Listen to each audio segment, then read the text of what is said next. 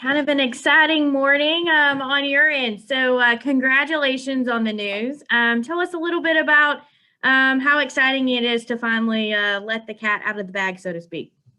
Yeah, I mean, excited is kind of an understatement. Just super pumped. First of all, very grateful for Matt Kaulig and Chris Rice and all the men and women at Kaulig Racing for this opportunity, because it's the beginning of 2019 and whatever it was, July, the first race that I did with them at Daytona in 2019.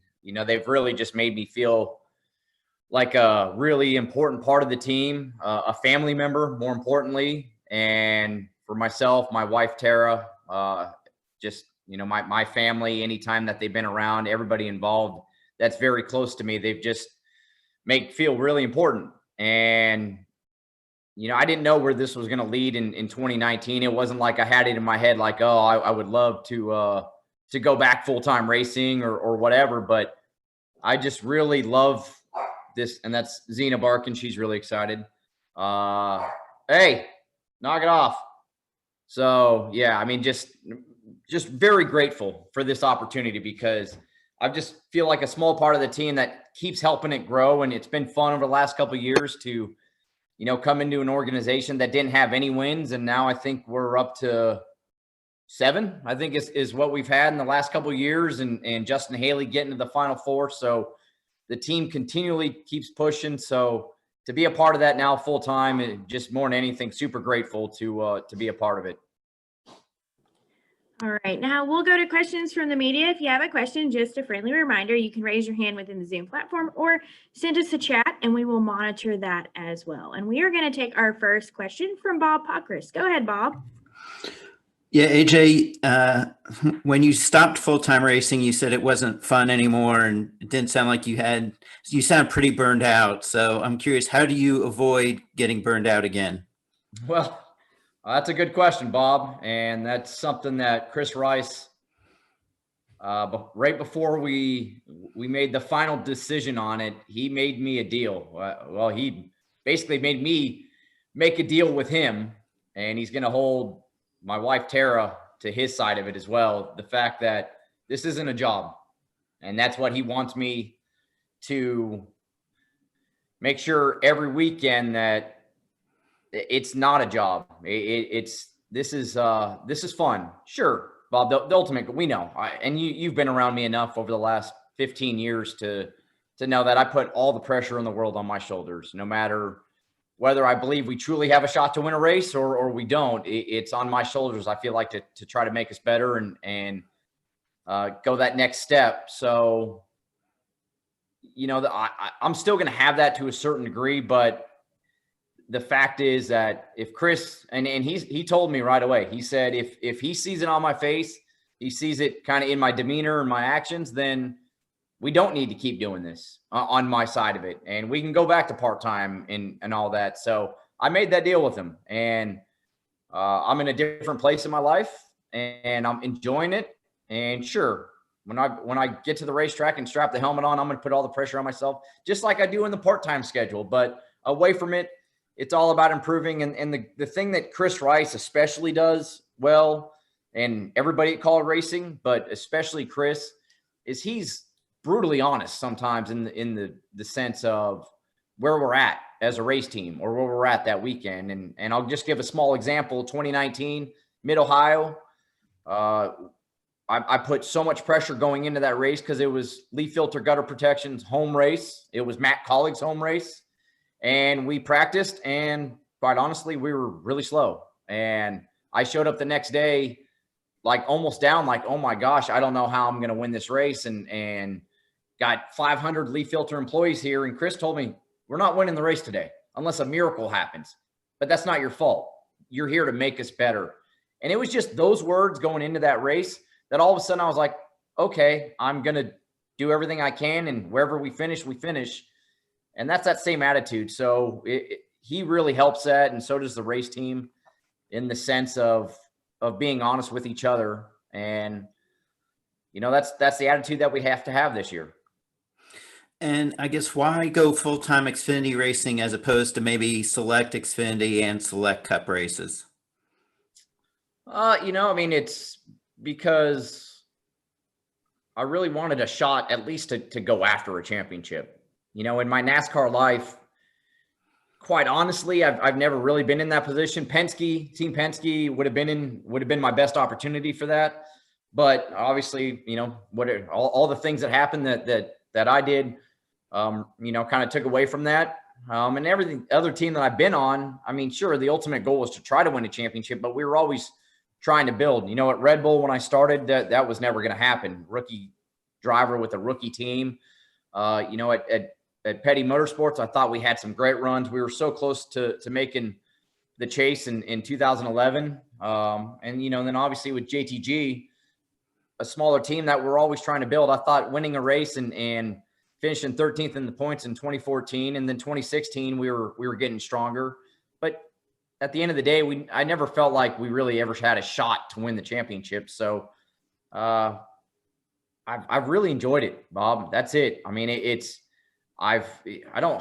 a way, it's rejuvenated me of my love of NASCAR racing and being there. And I just truly enjoy being at Kaulig Racing. And, it was like a fun start in 2019 in 2019. And then this year, it's like I wanted to keep doing more races because I was enjoying it. So when Matt Kaulig gave me this opportunity, I had to do it. Thank you. Okay, we're going to take our next question from Jordan Bianchi. Go ahead, Jordan. Hey, AJ, kind of following up on what you said there. When did this opportunity present itself? I know you were asked about this at the Roval about going full time, and you were kind of undecided. Didn't seem like it was interested to you. So when did this materialize, and what was the deciding factor ultimately to agreeing to do this? I mean, the Roval, if we're being quite honest with each other, it was really close to happening already. And, it just, you never really want to say anything until it's for sure. The biggest thing was that Chris Rice, he kept putting it on me. Do you really want to do this? Because Matt Kaulig has been fantastic and was willing to give me this opportunity. So it was really on me of going, okay, I mean, it's a commitment. And when I go at it, it's 100%. It's not like I'm doing this and still feeling like I'm part-time. I mean, the ultimate goal is to try to win a lot of races and go after a championship. But yeah, it was kind of, I think we probably started talking about it in late September, early October. And we just kept kind of talking about it until we got to the end result of finally making the decision. Two more quick questions. Kaulig has talked about doing Cup Series races next year, kind of focusing on super speedway races, road courses. Are you going to be involved in that on the Cup side? We haven't decided yet. Obviously, we're probably more focused on this and really for Kaulig Racing with Ross Chastain and Justin Haley throughout the playoffs, having great runs and Justin ultimately making it to the championship race. We didn't talk much about it because we're all focused and me doing my part, even at the track or away from the racetrack, trying to help the team do the best that was possible and try to win a championship. So we had small discussions about it. We haven't talked any more about it. If that happens, then of course I would definitely enjoy being a part of it in one way or another, but nothing to really say on that end of it right now for sure. And the last question for me is, you talk about winning a championship and what that means to you. Is this does it feel like championship or bust? And if you don't win a championship, it's going to be a disappointing season? No, not at all. I really like the way Kevin Harvick summed it up when he didn't make it to Phoenix. With the way the championships are now and it being a one race at the end, anything can happen. Chase Briscoe is the same example in the Xfinity Series. You can't just let one race base how you felt about the season. And in the sense, we go win 5, 6, 7 races and we get to Phoenix and we don't win the championship, then no, it's not a disappointment. I think it's all about continually trying to improve this team. And, Chris Rice and Justin Haley, and now that Jeb Burton's here, I'm really looking forward to working with Jeb as well.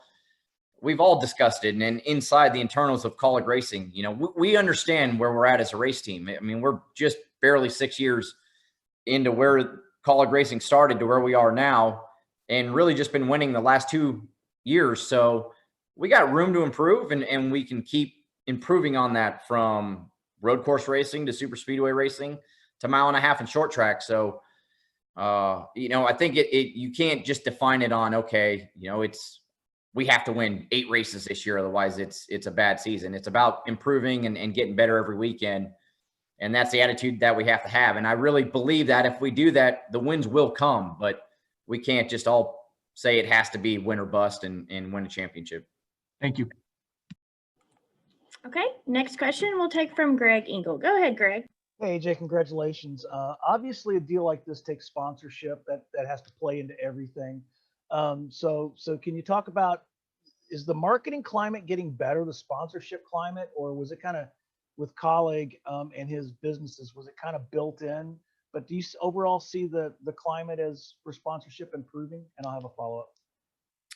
I do. I think with what NASCAR, especially what NASCAR did this year and during the pandemic, hopefully none of us know what next year looks like when it comes to the pandemic. To have fans back at the racetrack in a more full capacity to where we can bring sponsors to the racetrack is a big deal. But what NASCAR is able to do and make sure that all the races got in this year, which I can't even fathom how tough that was in the internals of NASCAR to make it all happen, and with them and the race teams and everybody involved. I really think, kind of put NASCAR in a good light again when it comes to getting the sponsorship out there and how important it is and what it means to be a part of NASCAR racing and these teams specifically. So, Matt Kaulig is such a great businessman, got a sense of who wants to be involved with this race team. And we have a lot of great partners already with leaf filter gutter protection, and you got Nutrient Ag Solutions. Ellsworth Advisors had been on my car several times. I was so happy to finally get them a win. You got Kaulig companies and more sponsorship that's involved. So I don't have a great answer for you on what's going to be on the car next year, but when it comes to the climate of NASCAR and sponsorship, and especially with Kaulig Racing, I'm really loving the direction that we are heading. And you kind of touched on this earlier, thanks to Bob, but you've been, with Red Bull and Team Penske, and even back to your open wheel days, you've been through a lot of teams and a lot of management styles and a lot of, cultures inside of a team. Can you talk about, further expand on what Matt, because it sounds like a management kind of style that was one thing that has, attracted you to coming full time? Yeah, I mean, it's more than anything, it's a family. And I know, and I've been on teams that it's easy to say, oh yeah, we're a family, but with this organization, and it starts with Matt Kaulig, and he's a sports guy. He played quarterback. He is around a lot of athletes with everything that he does, especially in Ohio. And he's got that personality, and it makes it fun to be around him because he's great on the business side of it, but he's also an ex-athlete that deals with a lot of athletes. So he knows how hard it is. You don't just show up immediately and start winning.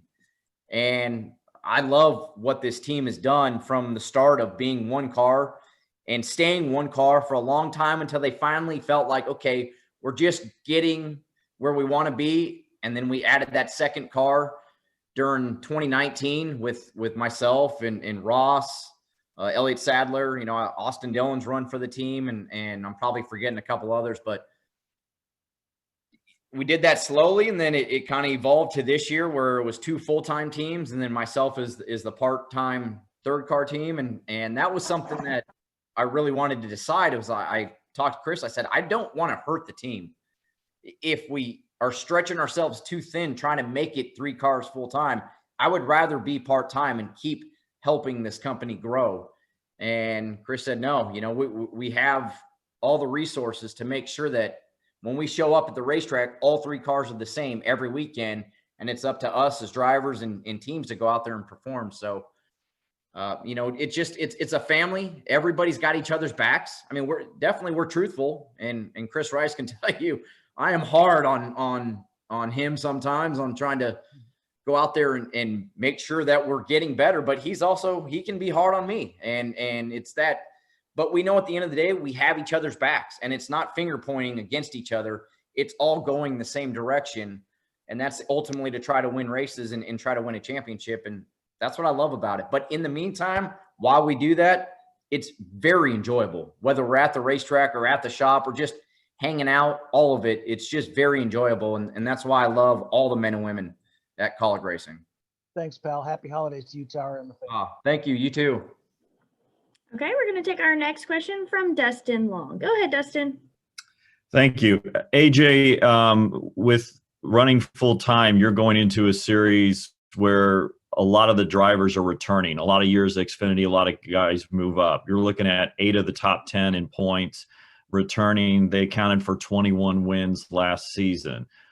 What type of competition might it be like just to have a chance to get into that championship race this upcoming season? Oh, I mean, it's not easy at all. It's, as you said, I mean, and that I've got to experience it and race against them and that's what was great about this year, was being able to run a couple of 1.5 mile racetracks, run a couple of short tracks, and obviously the super speedway and road course races that we always do.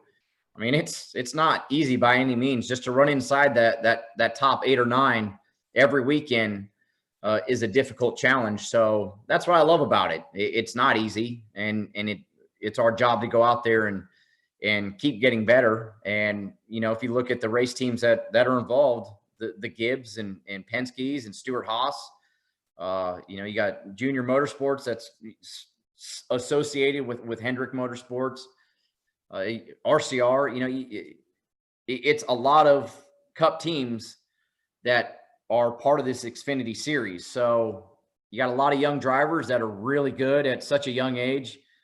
And I mean, it's not going to be easy, but that's what I love about it. And if I didn't feel like we had an opportunity to go out there and win races and possibly get to that Final Four and have a shot at a championship, then I definitely wouldn't be doing this full time. But I really believe that as we keep moving forward at Kaulig Racing, that we can be one of those top tier teams every weekend that people know when we show up. And I believe that we're even close to that already, but know that when we show up every weekend that we are the team to beat. And that's where we want to get to. Thank you. Okay, next question will come from Alex with the Charlotte Observer. Go ahead, Alex. Hey, AJ, congratulations. I'm just wondering how much the changes in the 2021 schedule sort of played into you deciding to run a full-time schedule. Did it feel like more of these courses were sort of in your wheelhouse that made it seem more, like a championship was more viable, or were there just other reasons that trumped that?